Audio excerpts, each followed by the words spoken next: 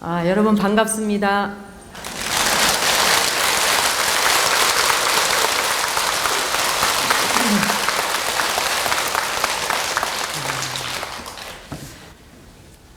제가 여기 조계사 주지스님으로부터 힐링법회가 열리는데 좀 와서 함께 동참할 수 있겠는가라는 이런 연락을 주셨어요.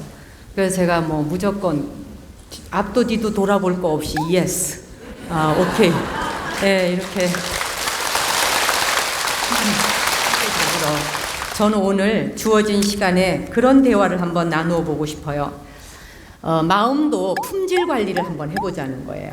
우리 마음도 각자 타고난 사람마다 자기 그 마음이라는 게 있는데, 이 마음을 품질 관리를 어떻게 하느냐에 따라서 내 삶을 좀 더 완전하게 멋있게 살 수 있을 수 있고, 아니면은 그 품질 관리가 되지 않으면 자기의 마음을 정말 쓰레기장에 폐기 처분할 수도 있는 거예요.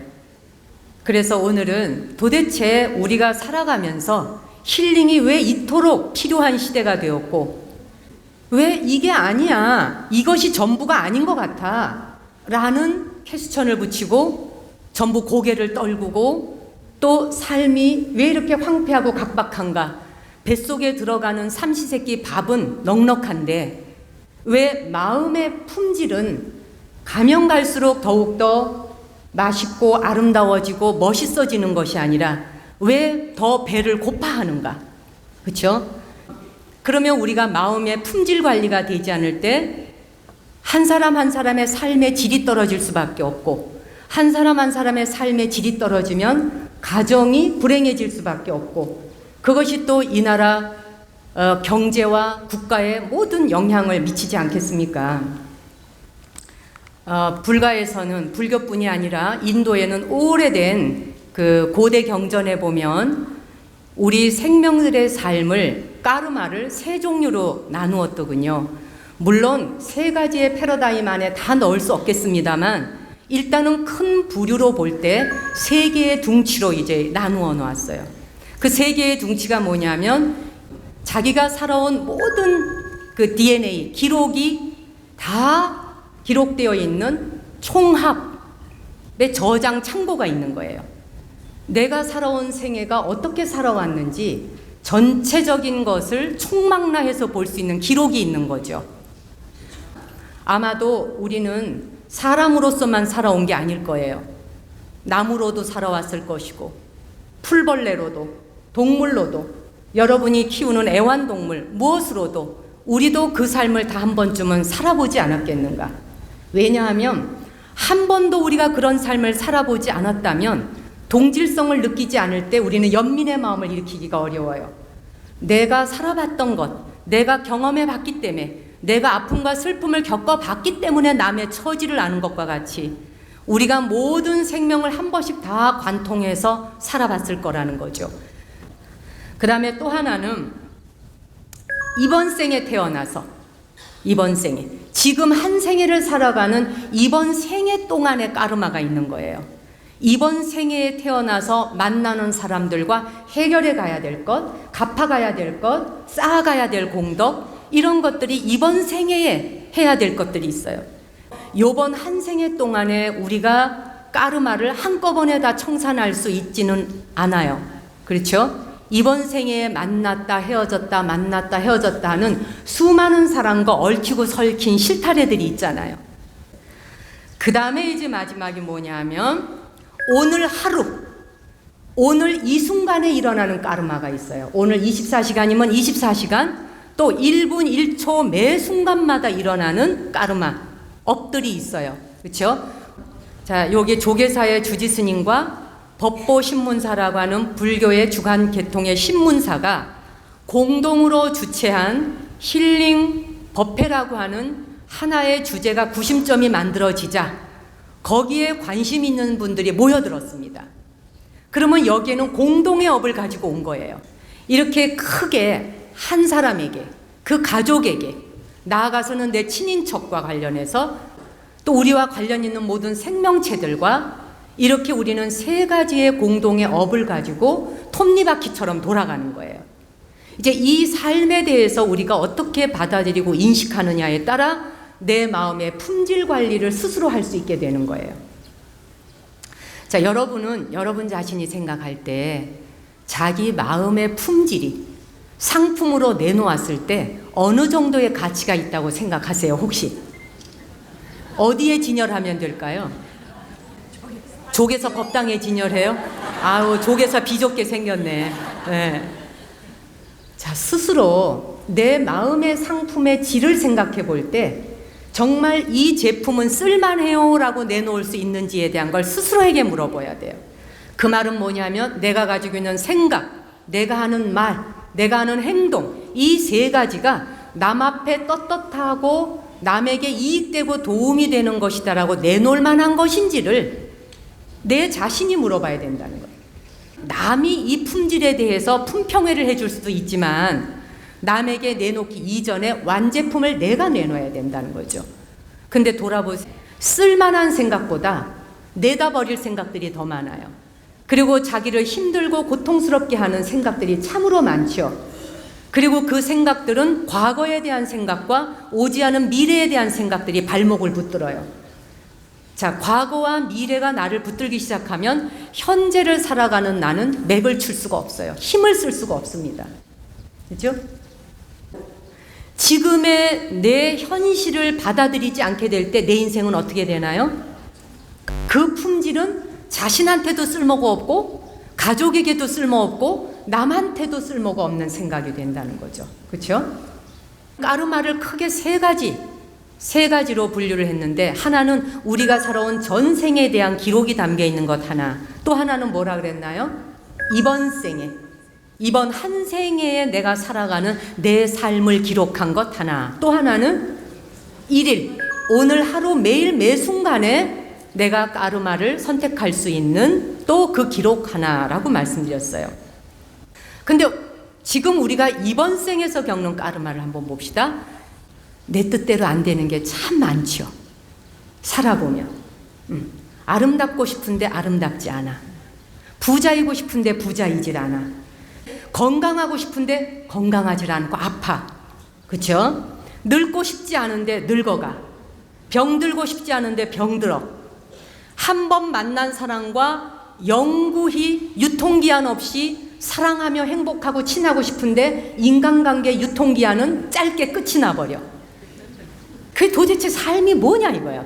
여러분들의 내면 깊숙한 곳으로 들어가면 나는 이걸 원하는데 되지 않는 것들 때문에 너무나도 많은 인생의 실패가 내 발목을 붙들어 내 안에 말 못할 사연과 사정들이 수두룩하게 널브러져 있는 거예요. 해결되지 않은 것들. 나는 행복하고 싶어서 갔던 그 길에 나를 기다리고 있는 것은 나를 더욱더 기운나게 해주는 일이 아니라 나로 하여금 맥 빠지는 일과 정말 어째서 나를 이렇게 시험대에 들게 하는 일밖에 없는가라는 생각이 드는 일들. 그리고는 그토록 콩깍지가 씌인 것 같이 좋아하고 사랑해서 결혼했던 남자와 여자가 결혼하고 난 뒤에 애 하나 낳은 뒤로부터는 원수가 되면서 서로 네가 밖에 나가 있는 것이 훨씬 나를 편하게 한다. 네가 집에만 들어오면 우리 집안의 평화가 깨진다. 어쩌다 이렇게 되기도 했단 말이에요. 또 왜 내 방식으로 있어주지 않느냐고 이제 그때부터 다툼이 시작되잖아요. 제가 여러 가지 비유를 들었습니다만 우리에게 이 한 생에 허락된 이 한 생애 동안이 이 한 생애 동안에 우리의 업이라는 이 까르마가 어떻게 이렇게도 서로가 어긋나면서 살아가지는 것인가. 알 수가 없는 것들이 너무 많잖아요. 그렇죠? 인도에 아주 오래된 고대의 그 설화 중에 이런 이야기가 있어요. 나무꾼이 매일 이제 나무를 하는 거야. 그냥 아침에 눈만 뜨면 일어나서 그냥 머리에 그 나무단 이제 이고 집에 오고 또 아침에 눈 뜨면 산에 가서 나무 베고 또 그 나무단을 짊어지고 이제 집에 오고 매일 같은 일을 반복하는 거죠. 고단하지만 또 별 의미가 없어. 맨날 같은 일을 반복하다 보니까 그냥 삶이 맨날 거기서 거긴 거예요, 그냥. 근데 하루는 나무단을 짊어지고 오는데 진짜 지쳤어. 너무 힘이 들어서 그냥 딱 다 팽개치고 싶어. 그래서 등에 짊어지고 오던 그 60년을 짊어졌던 나무 등짐을 어느 날 갑자기 직업증이 오면서 그냥 콱 바닥에 내다 버렸어요. 다 팽개쳐버리고 퍼드덕 그냥 땅바닥에 드러넣어버린 거예요. 드러넣어서 하늘을 바라보며 이렇게 얘기를 해요. 죽음의 신이 있다면 말이지, 이 의미 없는 재미없는 이런 일만을 내가 반복해야 되는가? 그러다 보니 내가 늙었고 병들었는데 어째서 나를 데려가지도 않는 것이야. 이렇게 이제 한탄을 했어요. 그렇게 했더니 갑자기 죽음의 신이 턱 나타났어요. 부르셨습니까? 갑자기 나무꾼이 그냥 뻐득떡 일어난 거예요. 그냥 무릎을 탁 구부리고 앉아서 제가 부르기는 했습니다만 저 여기 이 떨어져 있는 나무단을 제가 짊어지려고 그러는데 이거를 도와줄 사람이 없어서 불렀습니다. 도와주시오. 다시 걸머지는 거예요. 그러니까 뭐냐? 고통스럽고 괴로워 죽겠다고 족에서 법당에 와서 108배하고 3000배하고 10,000배하고 철야기도를 했어요. 그랬더니 부처님이 그렇게 괴로우냐 출가하거라.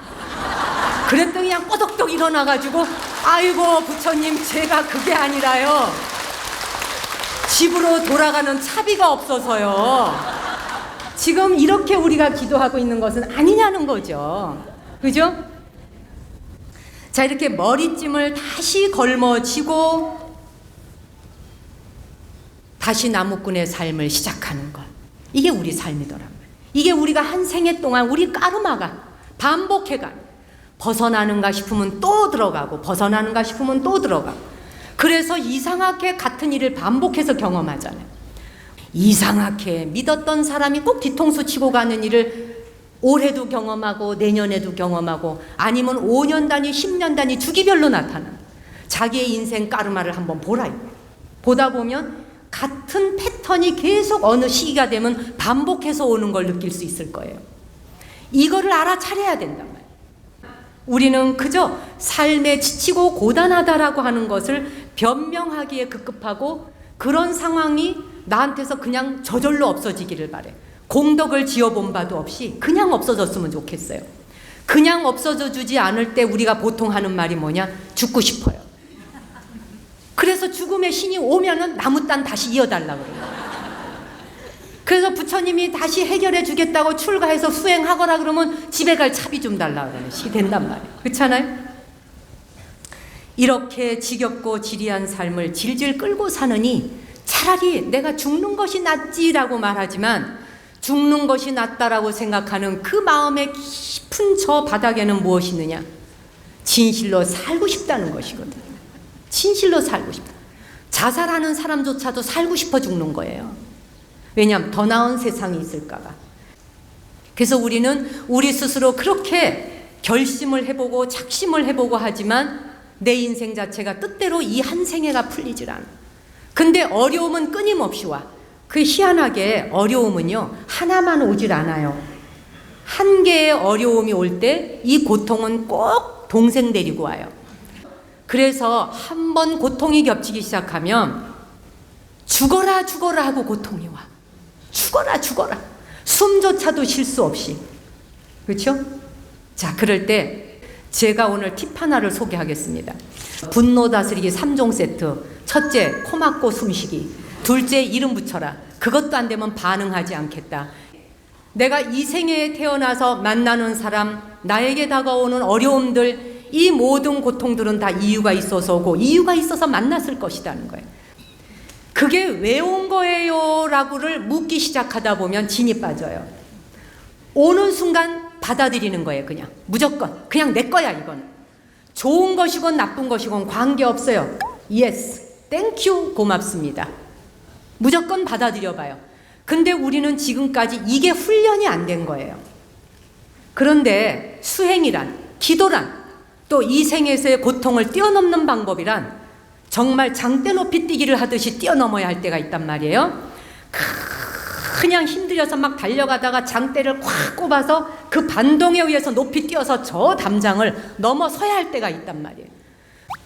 지금 밖에 비가 오나요?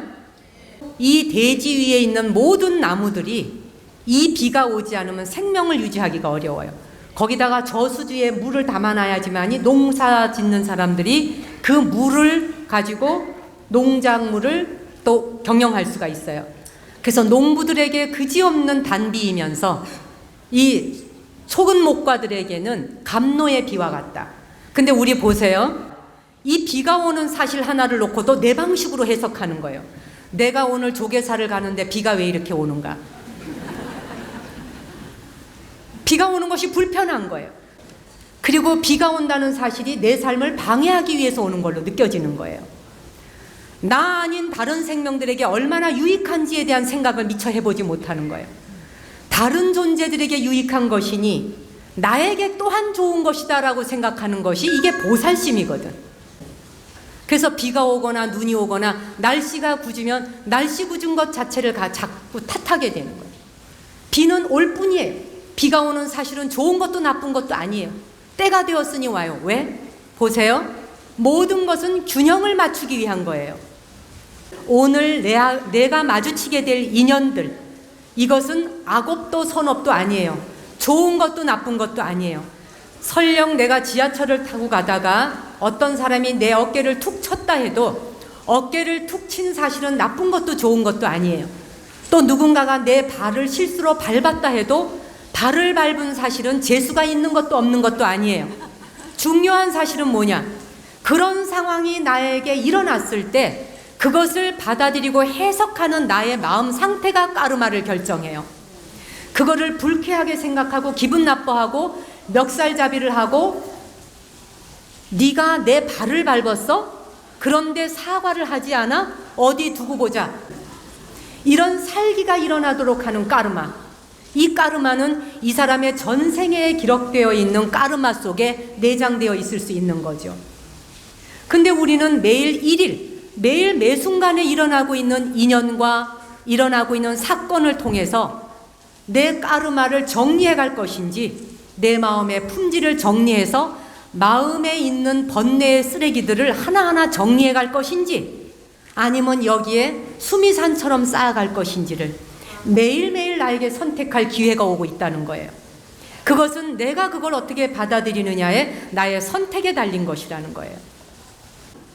우리가 사는 세상에서 한 가지의 해석이 일파만파로 가기 시작하면 그 모든 것들이 마치 나를 위해서 밥상 차려놓고 기다리는 것처럼 이렇게 생각되는 거예요.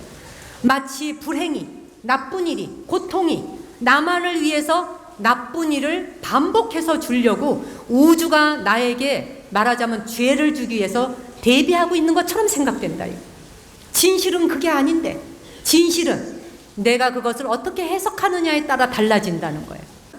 비가 오지만 비가 오는 이 상황을 통해서 전국에 있는 나무들이 이 비를 맞고 목을 축이면서 나무가 건강하게 이파리를 돋워낼 걸 생각하면 행복할 수도 있다는 거예요. 그렇죠?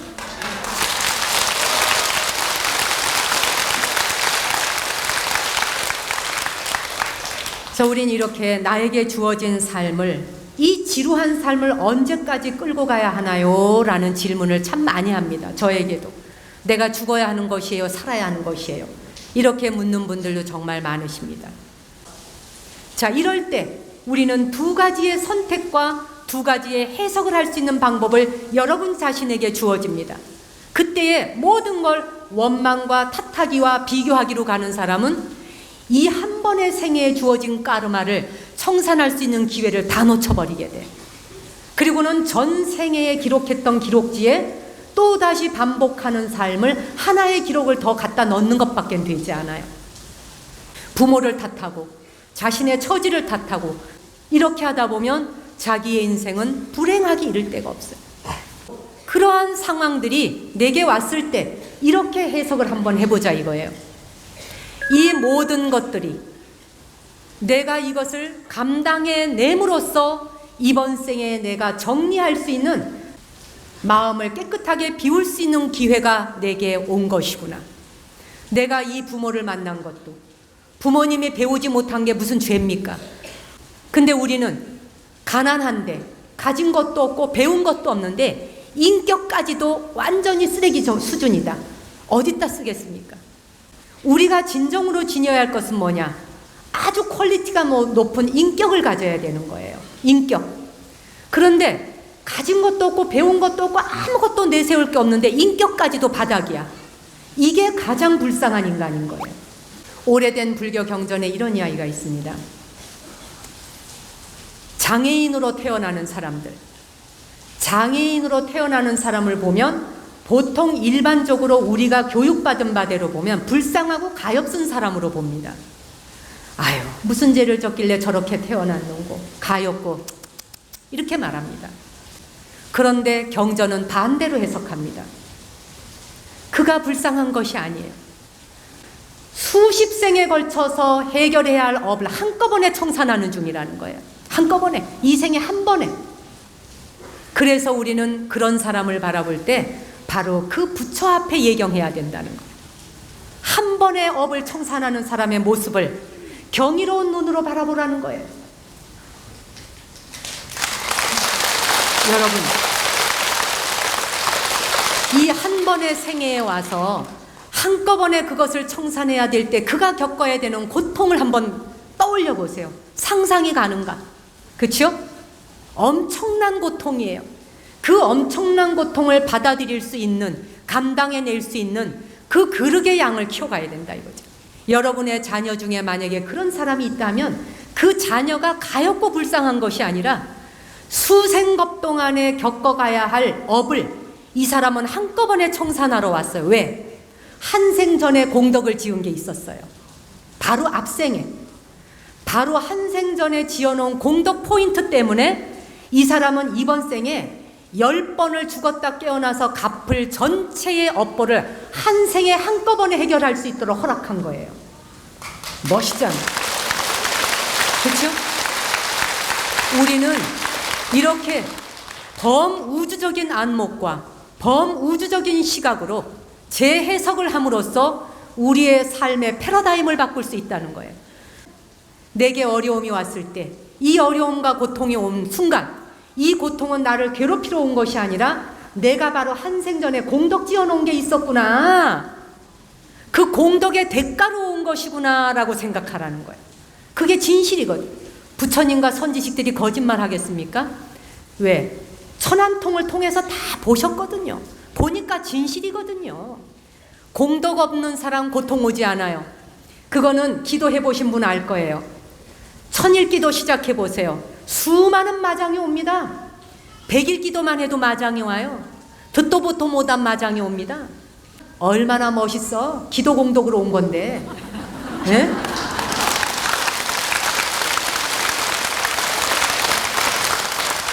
근데 우리는 이런 거를 해석하는 방법을 중생심에 서서 자기식대로밖에 해석을 못한 거야.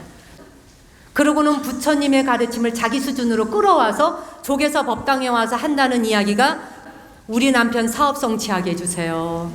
우리 애 대학 합격하게 해주세요. 물론 좋아요.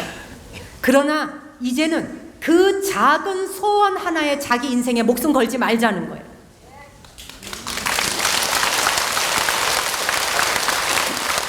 우리가 코끼리 발자국 속에 모든 동물의 발자국이 다 들어간다는 말이 있죠. 코끼리의 발자국이 하도 크다 보니 코끼리 발자국 하나 턱 찍으면 그 발자국 안에는 사자고 호랑이고 모든 발자국이 다 들어갑니다. 그와 같이 거대한 소원, 거대한 원력, 거대한 품을 하나 가지면 그 안에 그전 찌지부리한 소원은 다 들어가 버려요. 네? 아시겠어요? 부처님이 누구신가? 부처님이 누구신가? 부처님은 왕궁을 버리신 분이며 모든 사람이 목숨줄 바치고 가보려고 하는 왕자짜리 임금짜리 내놓은 당상짜리를 그냥 한순간에 버려버렸단 말이에요. 그러고 난 뒤에 모든 걸 다 얻었어. 우주의 삼천대천세계의 진리를 다 얻은 분이에요. 우리는 무엇이든지 가리지 말고 좋은 것, 즐거운 것, 고통스러운 것, 괴로운 것 가리지 마세요. 밥상에서 찬밥 더운 밥 가리지 말자는 거예요. 주는 대로 받아 먹어보세요. 다 받아 먹어보면 품성이 커집니다. 붓다의 길이란 마음의 품질을 키움과 동시에 마음의 도량을 넓히는 일입니다. 마음의 도량을 넓혀가다 보면 어느 정도로 우리가 위대해지는가.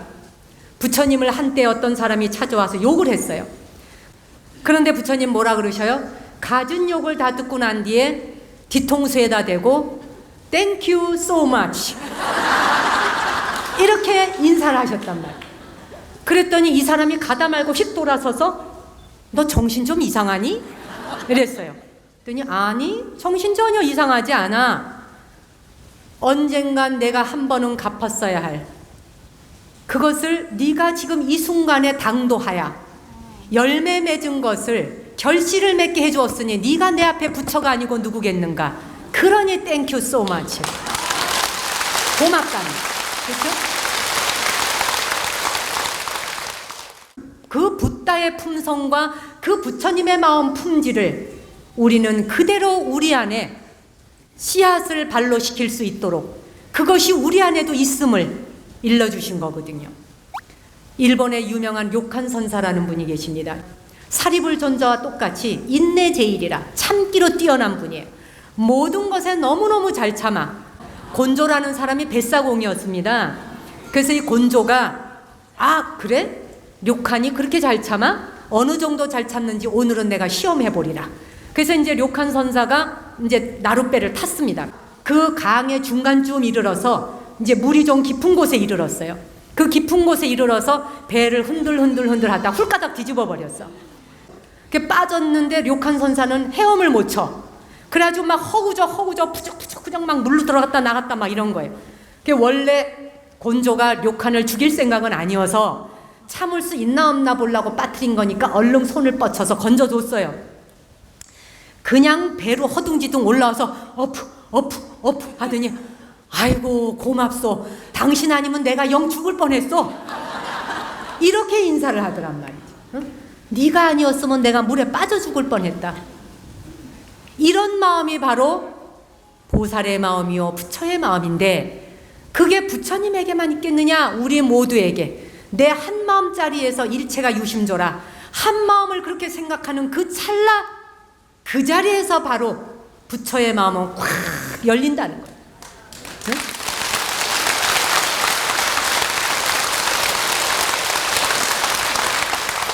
근데 우리가 맨날 중생의 마음으로 살다 보니 물에 빠지는 순간 멱살잡이하고 이놈아 네가 나를 물에 빠뜨려 어디 가자 경찰서 당장 가자 이렇게 해서 이제 중생으로 살아오면서 눈에는 눈 이에는 이 방법밖에는 살아온 적이 없다 보니까 그 방식만이 세상의 최선인 줄 알고 살아왔어요. 물론 사회법이 있어요. 법에 호소해서 법으로 해결할 수 있는 것도 있지만 초법적으로 해결할 수 있는 것들도 있다 이거야. 그냥 턱 건너뛰므로써 그냥 툭 잘라버림으로써 그래서 헌출한 마음으로 나아갈 수 있는 것들이 세상에는 비일비재하다는 거죠. 근데 우리는 그런 것들을 돌아보지도 않은 채 자기를 비난하고 나를 마음에 들어 하지 않고 다른 사람 비난하고 가족 비난하고 이러다 보니 우리의 삶은 수렁으로 빠져들어가서 한 번 주어진 백천만겁의 난조 이 기회를 놓치고 한 생애를 거저 낭비하며 흘려보내는다. 참으로 아깝지 않은가. 남아프리카의 바벤바족들은 이렇게 한답니다. 그 마을에서 큰 죄를 저지른 사람이 있어요. 한 번은 청년이 죄를 저질러서 이제 그 마을로부터 이제 쫓겨나게 생겼어. 이 바벤바족들은 추방을 하지 않고 그 사람을 마을 한가운데 갖다 놔. 그래 놓고는 마을 사람이 빙 둘러 앉는 거예요. 그 청년이 살아오면서 자기에게 베풀었던 좁쌀할 만한 선행이라도 한 가지씩 이야기를 하는 거예요. 내가 그때 아플 때 네가 약국에 가서 약을 사다 준 적 있어. 그리고 우리 부모님이 편찮으셨을 적에 우리 집에 아무도 없었는데 네가 우리 부모님을 병원까지 모셔다 드린 적이 있지. 이런 식으로 그 사람이 선행을 했던 것을 한 사람 앞에 하나씩 돌아가면서 이야기를 하면서 밤이 새도록 이야기하는 문화가 있대요. 정말 멋있죠. 이 사람은 자기가 죄를 저질렀다고 하는 그 수치감과 부끄러움 앞에 머리를 들 수 없었다가 수많은 사람들이 자기에게 선행을 한 가지씩을 이야기해 주다 보면 이 안에서 갑자기 연꽃이 피어나기 시작하는 거야. 자신감이 생겨. 와, 내가 이런 사람이었구나. 그러면서 이 안에서 다시 자기의 위대한 존재가 숨어 있었던 위대한 거인을 발견하게 되는 거예요. 이 사람이 다시 태어나고 난 다음에는 마을에 축제를 여는 거예요. 다 같이 일어나 노래 부르고 춤추면서 그 사람을 다시 그 그 마을의 한 일원으로 받아들이는 이런 아름다운 모습이 있다 그래요. 요즘에 트렌드가 된 이 힐링이라는 말 때문에 불교가 힐링, 치유, 명상 이런 단어와 맞물려서 불교 또한 새로운 트렌드로 이제 자리바꿈을 해가고 있습니다. 많은 사람들에게 정신적으로 안정감을 주고 개개인의 행복과 가족의 행복과 사회에 기여할 수 있는 평안과 행복을 기원하는 그런 트렌드로 바뀌어가면서 명상이다, 치유다 하는 단어들이 이제 현대인들에게 일반적인 말로 물결쳐 가고 있어요. 우리가 이제는 종교적으로도 하나로 뭉쳐지는 때가 왔어요. 얼마나 아름답습니까? 정말 멋있죠. 우리가 살고 있는 세상은 알게 모르게 조금씩 성장하고 있고 전진하고 있고 변화하고 있습니다. 여러분이 육안으로 그냥 볼 때는 우리가 사는 세상이 사건도 많고 사고도 많고 흉악하기 이를 데 없는 것 같지만 부처님이 사시던 시절에도 오늘날 일어나고 있는 이 사건들이 그 시대에도 다 있었어요. 새로운 일이 아니에요. 지금의 이 시대는 모든 사람이 함께 더불어 손잡고 행복할 수 있는 길을 바라보고 가고 있어요. 대한민국뿐만 아니라 전 세계가 함께 더불어 같이 가는 세상을 꿈꾸고 있어요. 그게 바로 화엄의 사상입니다. 그래서 20세기에 토인비가 그런 이야기를 했죠. 영어로 된 화엄경을 읽고 무릎을 치고 감탄을 합니다. 다가오는 21세기를 이끌어갈 시대적인 사조는 불교의 화엄 사상이 될 것이다. 불교의 화엄이란 무엇이냐? 불교의 화엄 사상이란 하나 속에 다가 있고 다 속에 하나 있다. 일즉다 다즉일. 이 하나 속에 전체 세포가 들어있고 전체 세포 속에 하나가 들어있다.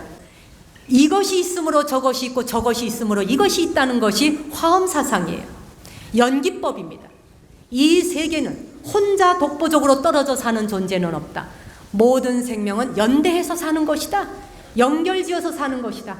그러니 이것이 불행하면 저것도 불행해. 이것이 행복해야 나도 행복해. 더불어 행복한 것이라. 지금은 경쟁의 시대가 끝나가고 있는 시대예요. 경쟁의 시대가 끝나가는 때에 혼란을 겪고 있을 뿐이에요. 이 혼란은 아주 좋은 혼란이다. 고름을 짜내는 것과 같이, 재수술을 해야 되는 것과 같이, 고름이 나는 데는 수술해야 되는 거잖아요. 그러다 눈을 돌려보니 이게 화엄에 다 있네. 그렇죠? 연기사상. 그렇죠? 손에 손을 잡고 함께 가야 돼. 저 사람의 불행은 나의 불행이요, 저 사람의 행복이 나의 행복인 것이다. 서로 유기체적 관계를 가지고 있다는 것만 이해하시면 돼요. 그러니 과학과 의술이 발달하면 발달할수록 불교의 가르침이 일반 저변으로 퍼질 수밖에 없어요. 모든 사람들이 절에 오지 않아도 그들의 마음 안에 유기체적 관계를 가지고 더불어 행복해야 돼라고 하는 걸 알아차린다면 곧 그 사람은 불교예요.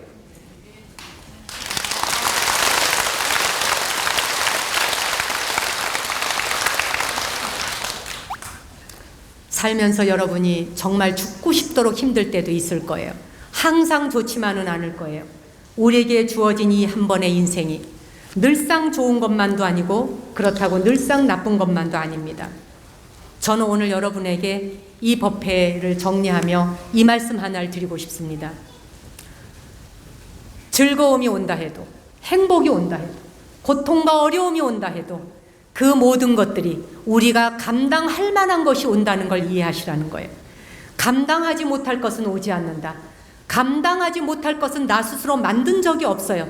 내가 스스로 감당할 만하기 때문에 그런 까르마를 내가 스스로 만든 것이에요. 그 어떤 것일지라도 감당하시라. 감당해보자. 그래서 오늘부터 좋다, 감당하리라, 이거를 연불처럼 하세요. 감당하겠다 해보세요. 이렇게.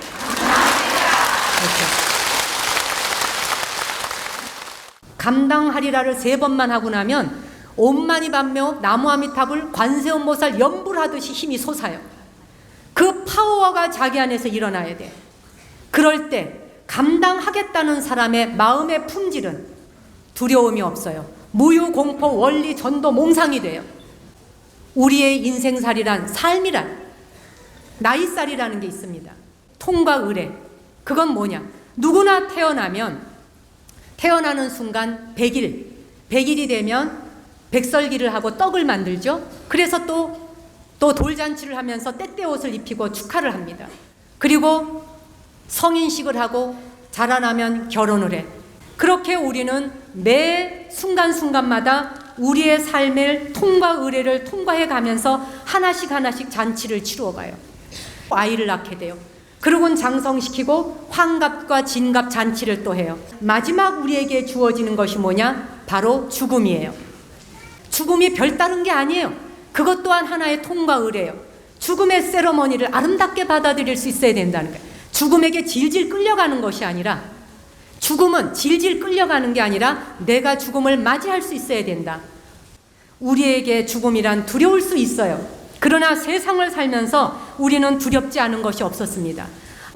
우리는 그런 두려움과 알 수 없는 미지의 세계를 한 걸음씩 걸어가요. 마지막 길에 도착했을 때 죽음이 기다리고 있어요.